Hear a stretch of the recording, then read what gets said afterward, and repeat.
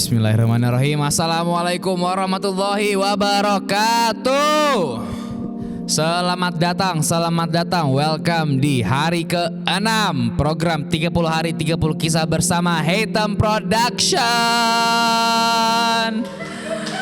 Audiensnya makin rame guys, makin hari. Masya Allah. Semoga diberkahi kita semua di bulan Ramadan ini. Gak ada yang mokel, gak ada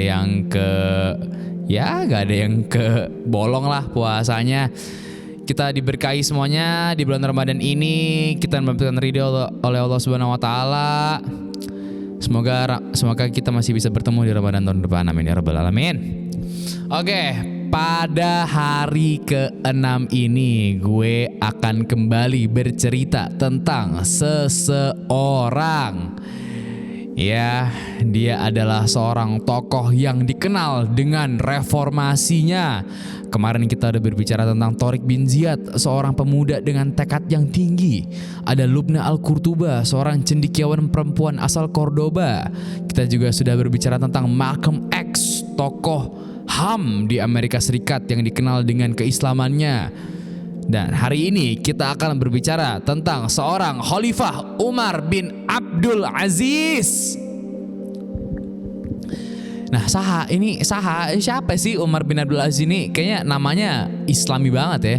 Jadi Umar bin Abdul Aziz itu adalah seorang pemimpin yang adil, terkenal banget sama reformasinya. Nah, sekarang gue pengen mengajak kalian semua untuk flashback latar belakang dari seorang Umar bin Abdul Aziz. Ya, Umar bin Abdul Aziz ini dia lahir di tahun 682 Masehi. Itu ya Islamic Golden Age lagi.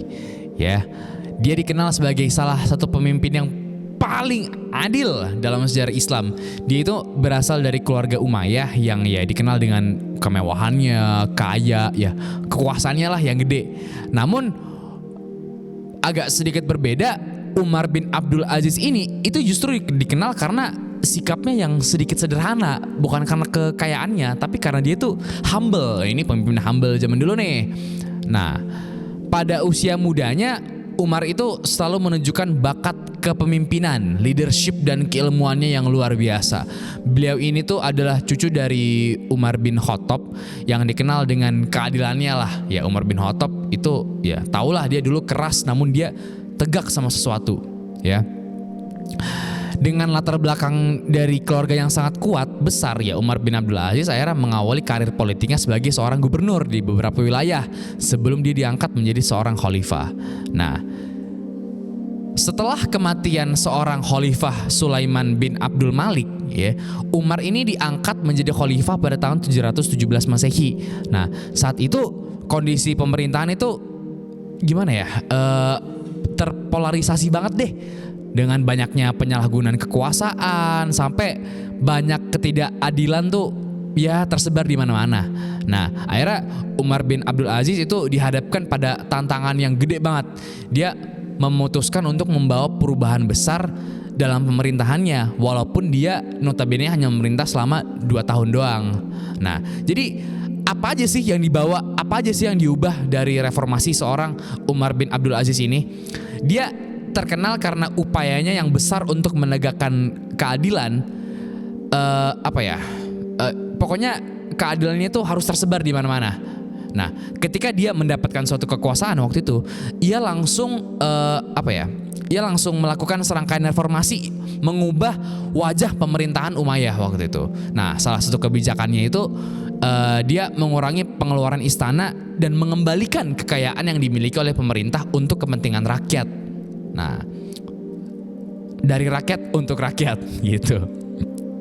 Beliau menuntut agar pegawai pemerintah yang terlibat dalam korupsi itu langsung dihukum, serta memastikan bahwasanya hak-hak asasi rakyat, terutama yang golongan menengah ke bawah, ya golongan yang tertindas, itu dipenuhi dengan penuh keadilan. Nah, terus salah satu kebijakan terbesarnya Umar bin Abdul Aziz juga dia berupaya untuk menegakkan hukum-hukum Islam dengan kembali kepada ajaran Al-Quran dan hadis sebagai dasar pengambilan keputusan.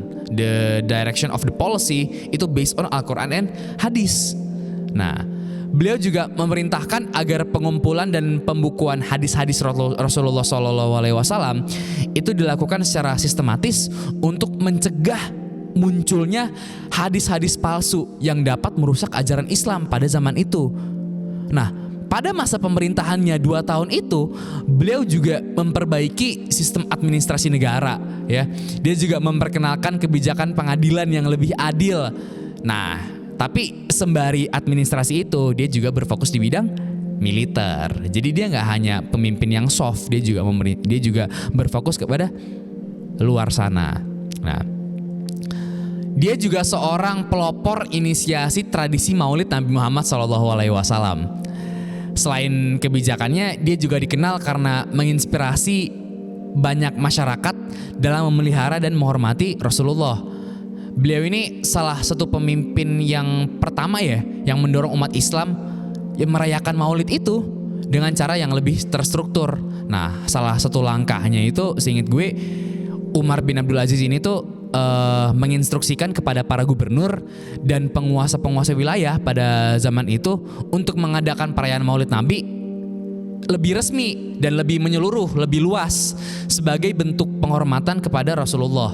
Walaupun belum menjadi tradisi yang meluas ya waktu itu ya, namun udah dianggap sebagai langkah awal dah untuk mengembangkan proyek Maulid Nabi di kalangan umat Islam waktu itu. Nah, walaupun pada masa itu belum tersebar ya sebagai Maulid Nabi yang kita tahu sekarang ya, namun langkah ini tuh betapa besar gitu, sebuah nilai yang ditanamkan dari hati seorang Umar bin Abdul Aziz untuk mengenang kelahiran Rasulullah SAW dengan penuh rasa hormat.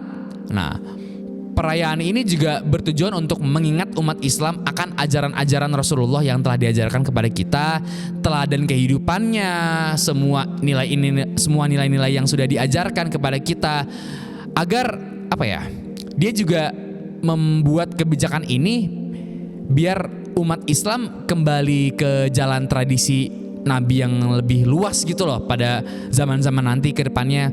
Akhirnya tradisi ini akhirnya menjadi salah satu momen penting lah dalam kalender Islam, bahkan sampai sekarang gitu. Dirayakan ya dengan bentuk penghormatan, cinta kita kepada Rasulullah SAW.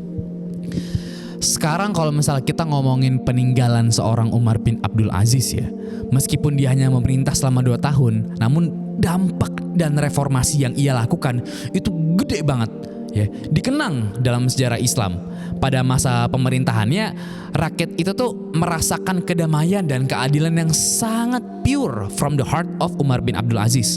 Bahkan banyak sejarawan yang menyebutnya sebagai khalifah yang kelima ya. Setelah Khulafaur Rasyidin, ya khalifah yang kelima dianggap ya Umar bin Abdul Aziz.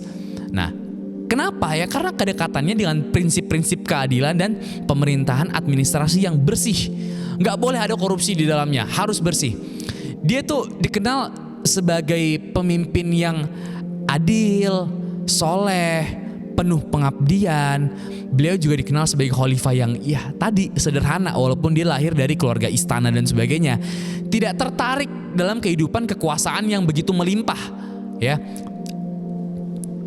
Dia lebih ada suatu kisah dia di mana dia itu lebih memilih untuk berbagi makanan kepada rakyatnya yang kelaparan daripada menikmati hidangan mewah di istana ya. Itu segimana kita melihat kesederhanaan seorang Umar bin Abdul Aziz. Nah, akhirnya inilah sikap yang membuat Umar bin Abdul Aziz itu disegani dan dihormati oleh para sahabat Nabi. Nah, kalau misalnya kita ngomongin warisan yang ditinggalkan oleh seorang Umar ya, tidak hanya terbatas dalam kebijakan yang dibentuk dalam pemerintahannya selama 2 tahun itu. Sebagai seorang pemimpin yang mencintai ilmu pengetahuan ya, sama seperti Lubna Al-Qurtuba ya, seorang cendekiawan, beliau juga banyak banget menulis tentang ilmu pemerintah, kehidupan spiritual, kebijakan yang penuh dengan keadilan. Bahkan banyak banget tokoh yang terinspirasi dari kepemimpinannya. Ya, ia dijadikan panutan sebagai khalifah setelahnya gitu loh. Nah, pemerintahannya Umar bin Abdul Aziz juga mengajarkan kita bahwasanya seorang pemimpin itu tidak hanya bertanggung jawab kepada kekuasaan yang dia pegang. Dia juga harus bertanggung jawab kepada kesejahteraan rakyat yang dia tanggung jawab semuanya gitu.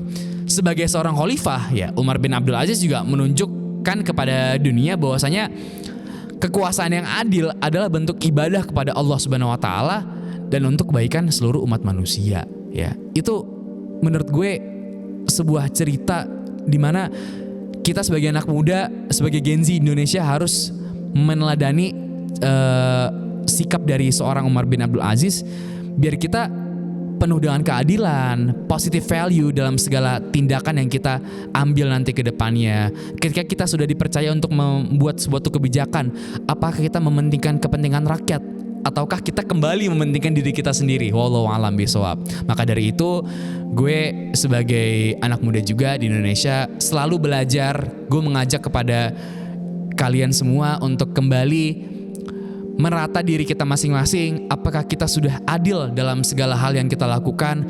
Apakah kita sudah mengambil nilai baiknya, membuang nilai buruknya? Kita sama-sama belajar di sini. Maka dari itu, cerita Umar bin Abdul Aziz ini gue harap menjadi cerita yang sangat menginspirasi bagi kita semua, terusnya anak muda yang sebentar lagi akan menghadapi kehidupan yang penuh dengan kompleksitas, ya. Gimana cerita dari seorang Umar bin Abdul Aziz ini? Ya, menurut gue sih, gue terinspirasi banget ya. Gue orang yang dikenal dengan bisa berbicara depan umum. Gue juga pernah memimpin suatu organisasi saat kuliah dan sebagainya. Ketika mendengar kata Umar bin Abdul Aziz, maka yang akan muncul di pemikiran gue itu satu, yaitu keadilan. Ya, bagi teman-teman yang masih sekolah, yang masih kuliah, ya, introspeksi diri lagi, apakah kalian sudah adil dalam mengambil kebijakan?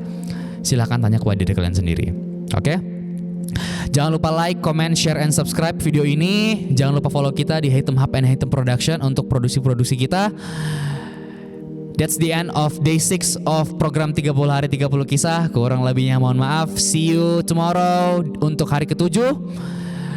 Wallahul muwaffiq ila aqwamit thoriq. Wassalamualaikum warahmatullahi wabarakatuh.